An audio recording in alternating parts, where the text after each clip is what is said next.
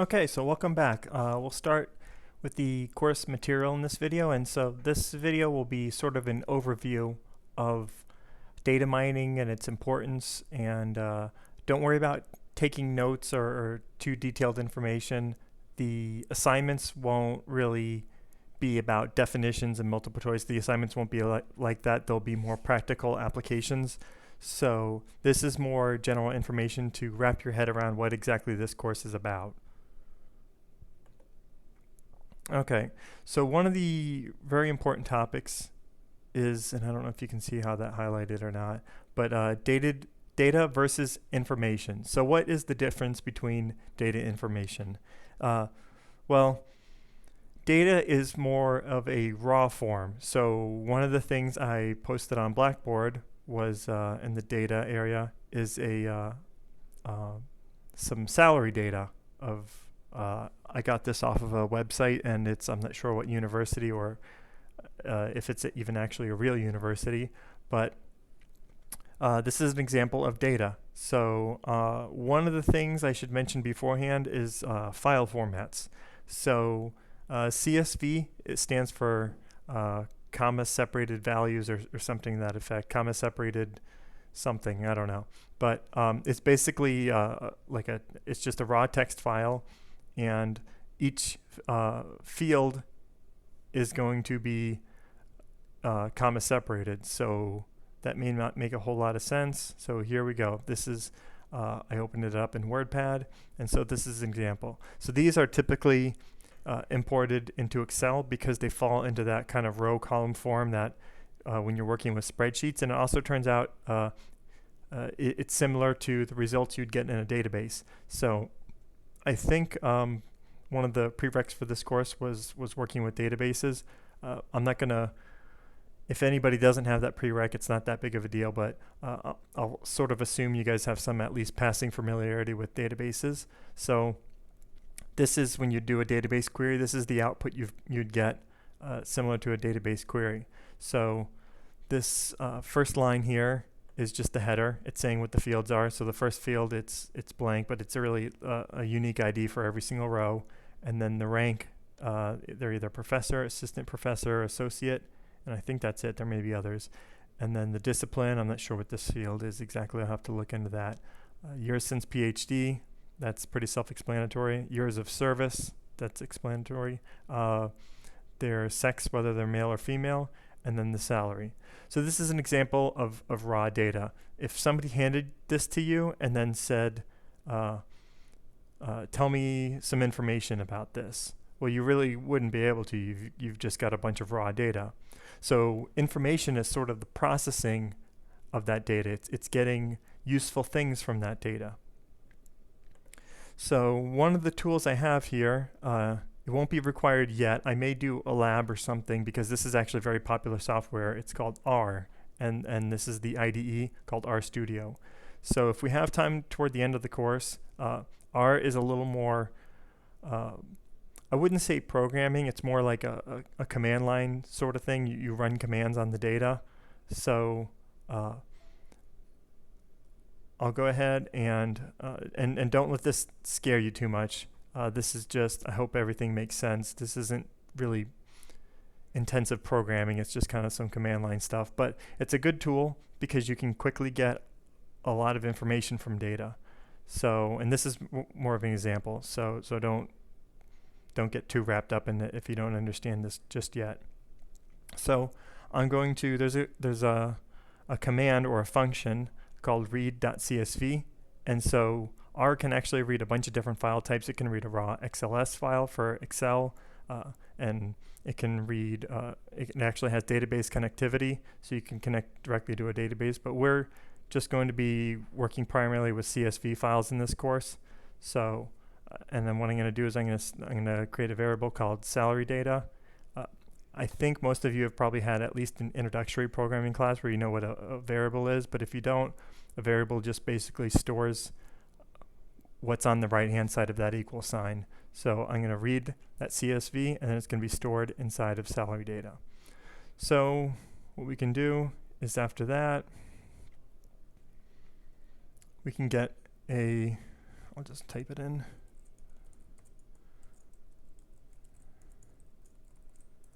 So we can actually get a summary of that.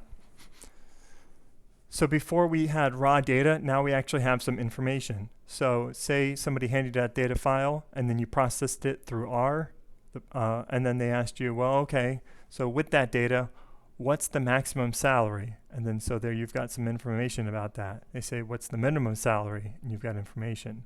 And then they say, okay, well, what's the mean and median?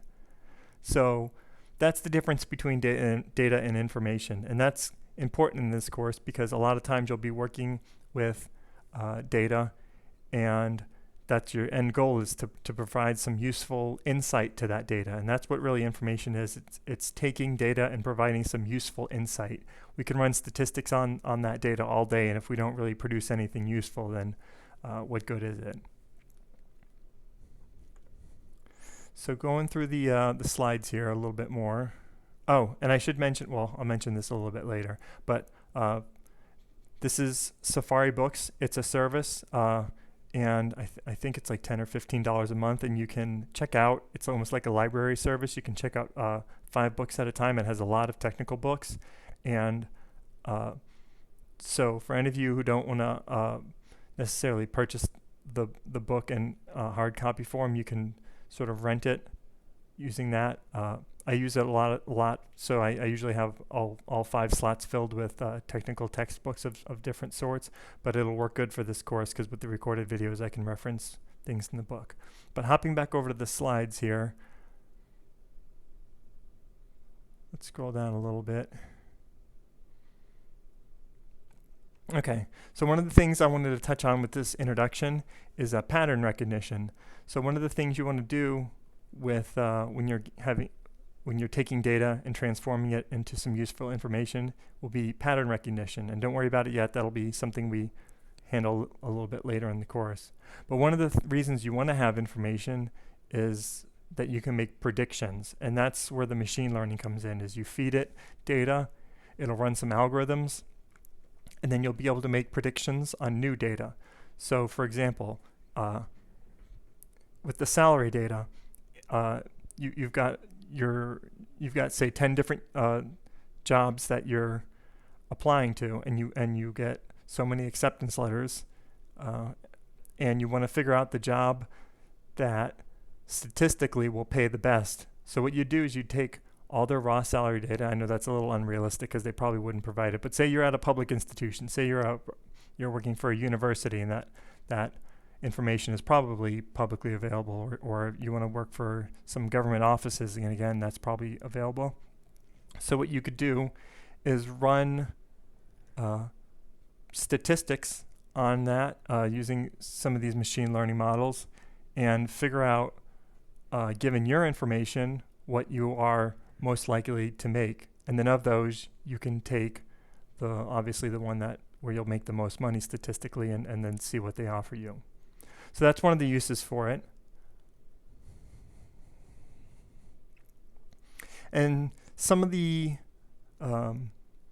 examples in the book might be a little hard to wrap your head around, so I'll try to give more real-world examples that maybe people are more used to. Salaries, home prices, like real estate markets. Some of these in the book are historical. So one of the ones you'll see are contact lenses. You'll see ones about one that's very historical called iris data, which is actually about flowers. I'll try to stay away from those as much as possible because it's harder to find real world applications for those. So I'll try to provide data that's a little more applicable to the real world. Okay, so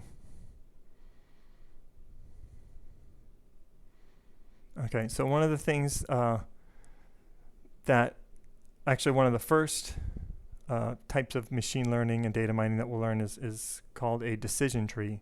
And so this is typical of what you'd see if condition and other condition, then result. So I'll just leave it at that right now, and I'll do a little more detailed lecture on that later. This is more just an introduction. Okay, so another thing we'll have to realize is in the early chapters is called input. Let me scroll down here so you can see that. Okay, so input. And there's different types of input.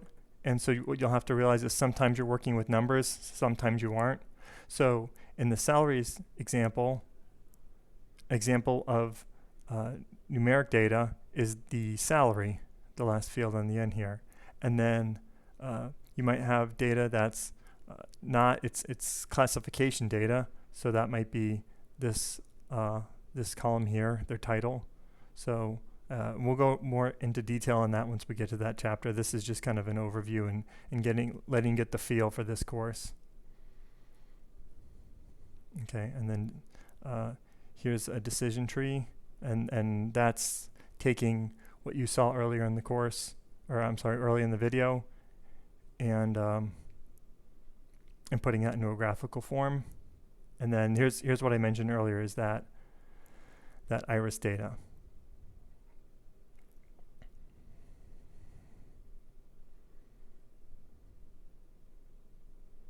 Okay, so this is a good slide here.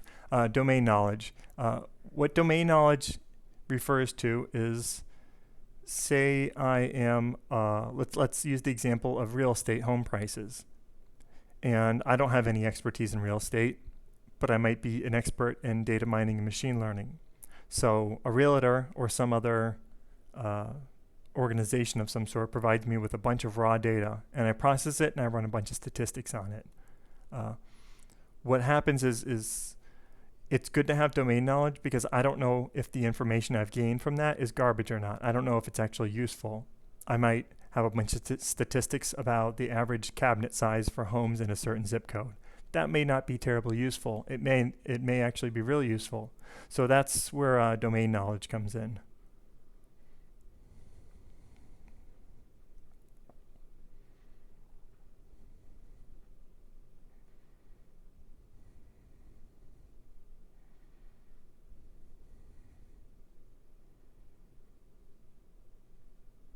Okay, so I realize a lot of you might be using this in non-scientific applications. You might be working for a company that has to deal with sales and marketing, and you might be working for the IT department or information systems department of that company. So data mining and machine learning is very, very good there. You see a lot of companies like Amazon and all the big grocery stores like Publix and Walmart and Walgreens and CVS. Well, I'm sure many of you've noticed, if you go to CVS or Walgreens, they have loyalty cards. And so what they do is every time you make a purchase, they mine that data. Same thing with Amazon. And some of the other companies like Walmart and Publix are actually a little more sophisticated, where they don't even really need those sorts of cards to be able to do data mining, and are able to identify you other ways. So this is definitely a course that you'll be able to use in the real world for those sorts of things. Okay, now this data mining and machine learning is actually very similar to statistics, and you'll actually see, especially if you go to YouTube and you start looking for some of the topics on additional information, you'll see many people who have statistics videos and machine learning. And there's, as the slide says, there's a lot of overlap.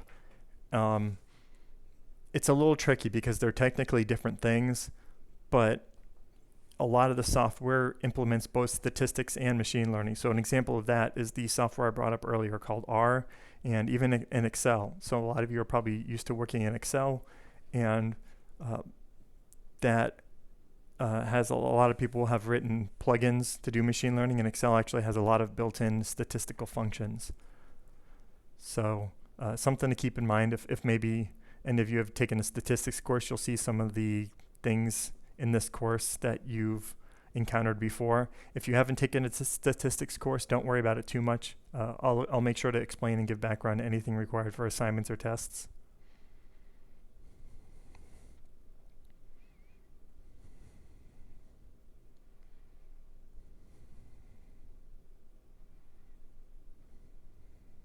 Okay, so one last thing I want to kind of give in the introduction video here is what's called overfitting.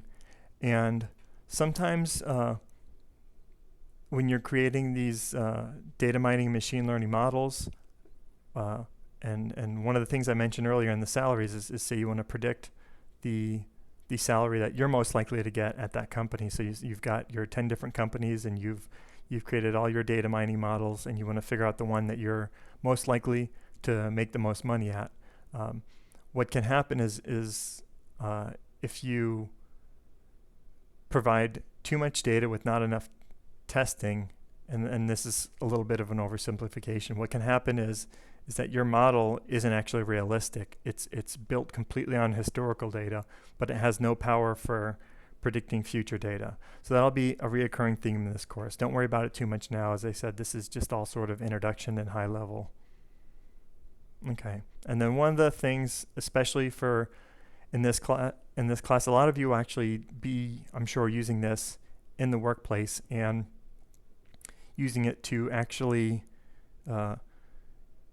give business recommendations based on the data that you've mined. And so one of the issues is ethics. In certain fields, so say for example, giving home loans, that's pretty much the default example, because I think it's something everybody can kind of identify with and understand.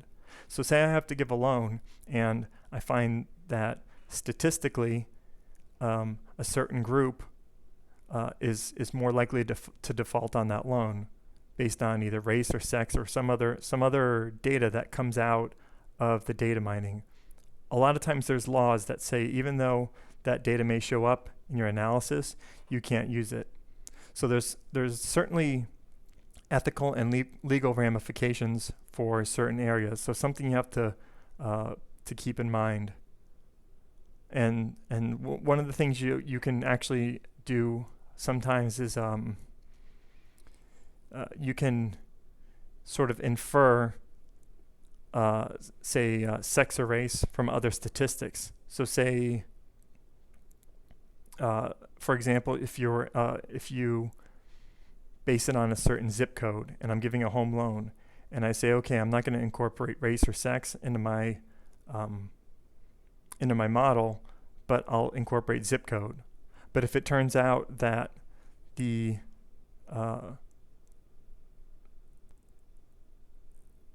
from that, say, we'll give the example of if it's an area with a lot of poverty, and you can't discriminate based on poverty. You can say, okay, they've paid all of their bills on time historically, but they're from this zip code, so we don't want to give it zip code. So that can be an example of that. So it's definitely something to keep in mind. It widely varies from field to field. So if you're working at Netflix and you're giving recommendations, sure, males and females are going to watch different types of movies. But if you're giving home loans, it's something you have to keep in mind and understand the laws and ramifications of incorporating those sorts of things in your data models. Okay, so that's just sort of the overview of the course. If you didn't understand anything or any of the material I went over so far, don't worry about it too much. This is going to be a hands-on course, so as we start to do the assignments, it'll make more sense, and I'll try to get assignments posted as quickly as possible so you guys can actually get started on working on some of those.